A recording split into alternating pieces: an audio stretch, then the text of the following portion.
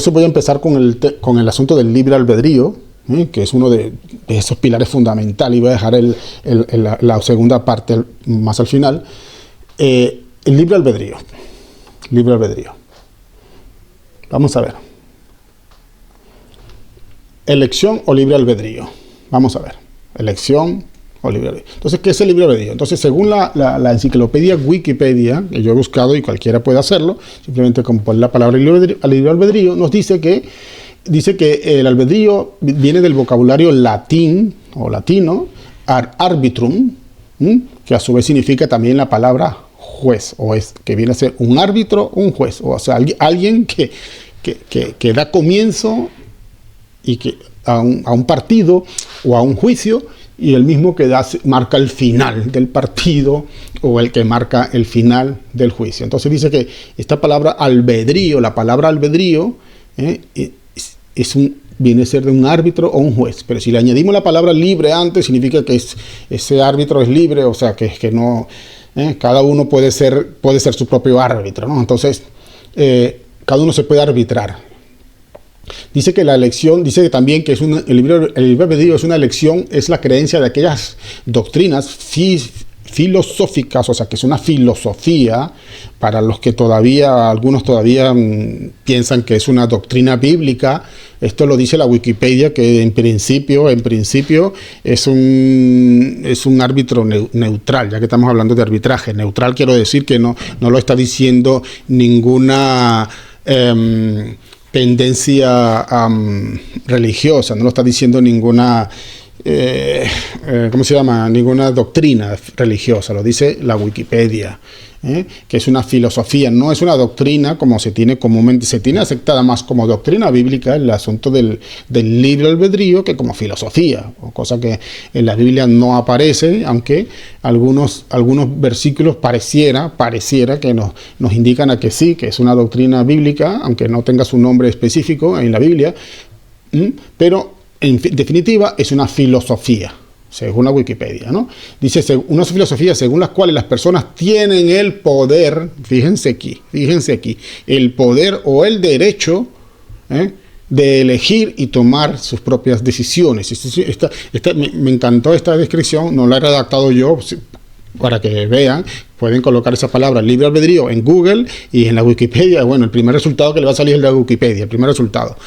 Ni siquiera el de la Real Academia Española, no es el primero. Sale el de la Wikipedia. Entonces, es interesante porque dice que según esta doctrina de ser cierta, el de la libre albedrío, esta filosofía que se ha convertido en doctrina, dice que le da el derecho a las personas que la creen, le dan derecho a tener ese poder de poder elegir y tomar sus propias decisiones, ¿no? Porque es lo que dice, bueno, es que es del otro contrario, seríamos como robots, ¿no? Y Dios no quiere robots, y estos son los argumentos que se utilizan, ¿no? Que son muy, muy humanistas. Bueno, y hablando de humanistas, quiero decir esto, ¿no? Y es que, según mi concepto, y esto lo digo yo en persona propia, yo creo que esta filosofía que se ha aceptado como la doctrina, yo creo que es la base o el pilar fundamental del humanismo, de lo que hoy se entiende por humanismo, de aquí se basan esas donde las personas tienen el derecho de decidir lo que hacer con su vida, ya entendemos, ¿no? De lo que quieren ser, el género que quieren ser, de si tienen una persona dentro de su vientre, tener el derecho a elegir con esa persona que está dentro de su vientre, porque ellos tienen ese derecho, tienen ese poder de elegir, de tomar sus propias decisiones, inclusive aquellos luego que cuestionan su propia vida y dicen, yo tengo el derecho de decidir sobre mi propia vida, si conservarla o no conservar esa vida. Y en fin, y así, ¿no? Y así se han ido sentando, se ha ido construyendo sobre este pilar del libre albedrío, pues todo eso que hoy conocemos como humanismo, ¿no? Eso donde el ser humano está empoderado y donde el ser humano tiene la última palabra y yo decido y yo según mis decisiones y bueno, y si tengo consecuencias, pues las que sean, pero independientemente de las consecuencias, yo tengo el derecho de elegir. Y bueno, por eso digo, aquí se sientan las bases del humanismo, que como vemos no es una cosa que desde ahora, lo que pasa es que hoy en día ya ese edificio ya está prácticamente terminado, ¿no? Se han ido colocando revestimientos a través de los años, pero llegamos a un momento donde ya está tan decorado, tan bonito, que las personas se quedan maravilladas observando ese edificio hermoso a la vista humanista, a la vista humana, que muchos creyentes, muchos hijos de Dios caen en esta trampa de este humanismo, de estas doctrinas humanistas, porque en algunas de ellas tienen tanta lógica, como decía uno de los puntos que hemos leído anteriormente, tienen tanta lógica que muchos creyentes pues las toman también para sí mismos diciendo, pues es verdad, si al final, ¿qué más da si no le hacen daño a nadie? El amor es libre, o mientras no hagan daño a nadie. Mira, es más, algunos son hasta mejores personas, que muchos que se dicen ser creyentes, y muchos religiosos que gritan gloria a Dios, aleluya. Y yo he escuchado creyentes hablar en este tono, y a veces me tengo casi que poner las manos en la cabeza cuando escucho estas cosas. En fin, continúo, porque si no, no acabaría hoy. Esto presenta también, dice que uno de los puntos que hemos visto, representa un retrato de Dios como arbitrario y cruel. Entonces, fíjense ustedes en este aspecto. La Wikipedia dice que esta palabra albedrío significa que es un árbitro o un juez, ¿no?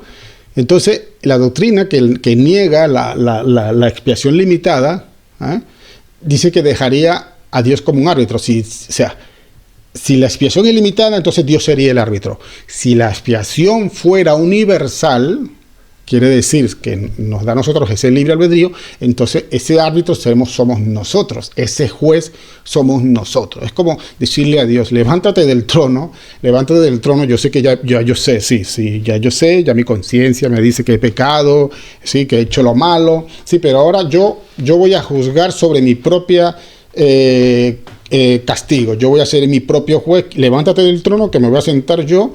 Imagínense un escenario así donde un delincuente que ha cometido muchos delitos, como lo hacemos nosotros muertos en delitos y pecados, ¿no? Entonces imagínense ese escenario, imagínenselo por un momento, dramatícenlo en su mente, este escenario de este delincuente, y ahí todo el público expectando ahí, toda esa gente ahí expectando, dice el delincuente cuando el juez va a dictar la sentencia antes de darle el martillo sobre la mesa el delincuente. Un momento, levántese, que esa sentencia soy yo el que tengo el derecho. Usted no tiene derecho a elegir sobre mi vida, sobre si usted me va a encerrar y por qué me va a encerrar. Usted no tiene ese derecho. Déjeme que me voy a sentar yo mismo voy a decidir mi castigo o mi libertad, en este caso, o mi condenación, porque hay gente que dice, que no les importa ser condenado, pero si voy a ser condenado, quiero ser condenado, yo mismo me quiero condenar, o sea, no quiero que ningún juez me dicte la sentencia, el juez quiero ser yo. Hay gente que se burlan y hacen de esto, ¿no? Escarnio, ¿no? Sí, que en el infierno van a estar con sus amigos y cosas así que la mayoría ya saben, entonces sí, todo eso, pero aún así quiero ser yo. Aunque yo vaya a un sitio como ese, aunque yo vaya a ser condenado y todo esto, pero quiero ser yo el que toma esa decisión. Así que levante usted, señor juez, levántese usted de ese trono, que aquí el que va a juzgar soy yo, porque tengo libre albedrío. ¿Se imaginan una situación así? ¿Se imaginan una situación así donde es el pecador el que va a decir, bueno, porque el pecador, así como muchos delincuentes conocen la Constitución y conocen algo de leyes, pues nosotros también sabemos que hay leyes que condenan el pecado, pero también dice que hay otras que parece que eximen. Bueno, si tú te arrepientes, entonces serás libre, si tú te arrepientes. Entonces volvemos al mismo escenario del juez. Imagínense un hombre que ha matado a un asesino en serie, por ejemplo. Nosotros somos pecadores en serie. Entonces imagínense un asesino en serie, que antes de que el juez lo condene, le dice, sí, pero recuérdase que hay un artículo en la Constitución que dice que si yo me arrepiento, entonces usted no me puede condenar, porque yo me voy a acoger a este artículo como hacen muchos abogados, para sacar de la cárcel a sus condenados, utilizan artículos de la Constitución para decir, no, sí, pero es que resulta que este niño que cometió esto, que tenía 17 años, o 14, pero porque son imputables, al menos aquí en España son imputables antes de los 14, pero yo leí un caso verídico, un caso que sucedió de un homicidio, y justamente el niño cometió ese asesinato justo el día que cumplía los 14 años. justo el día que a partir del 14 es que ya son imputables.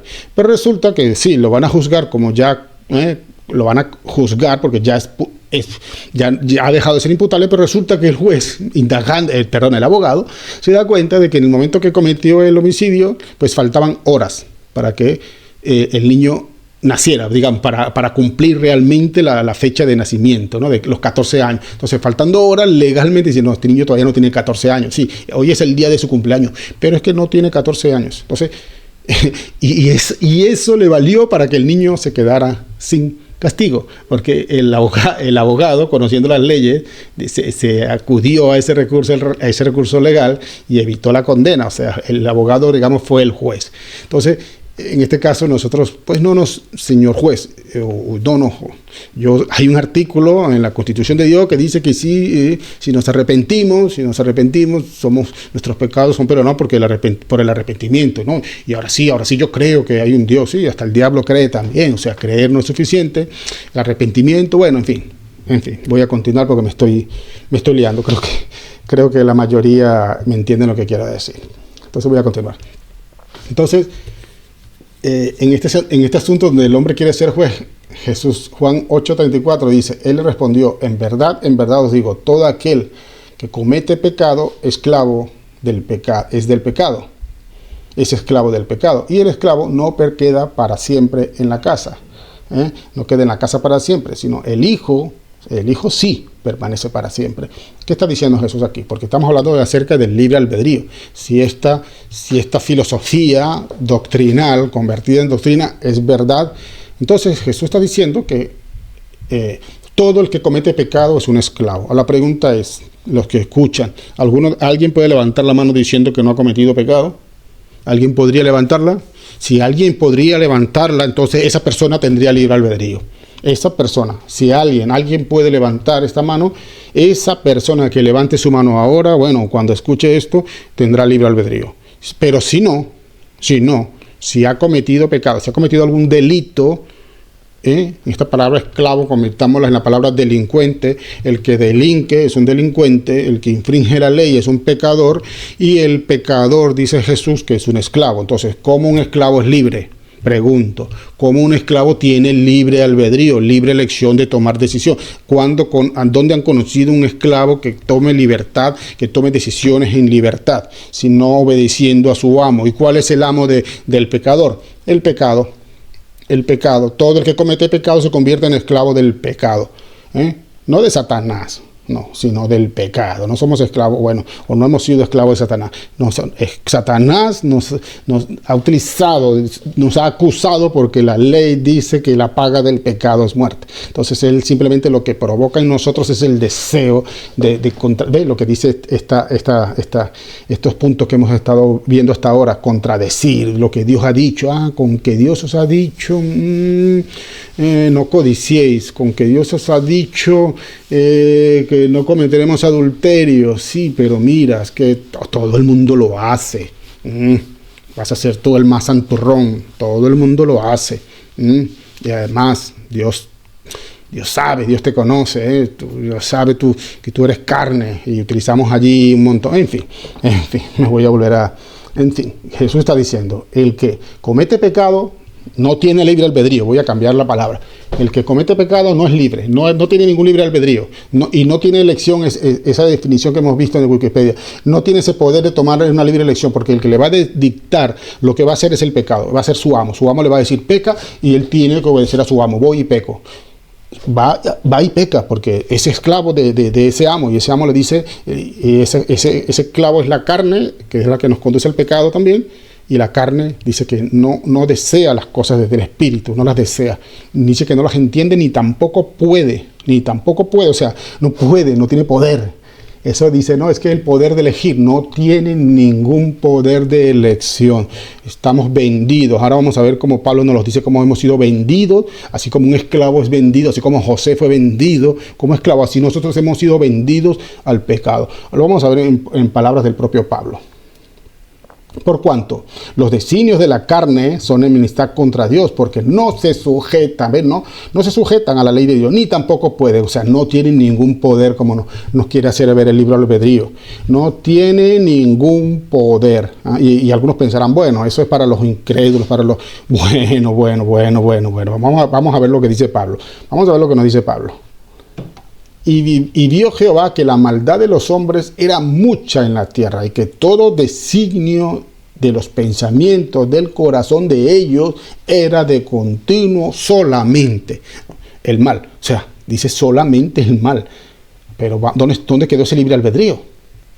¿Dónde quedó el libre albedrío? ¿Tú crees que toda esta gente realmente querían hacer eso? Realmente los hijos de Dios no, sin embargo lo hicieron también. Era continuo, porque no pueden sujetarse a la ley de Dios, porque no la entienden. Es que tampoco no pueden.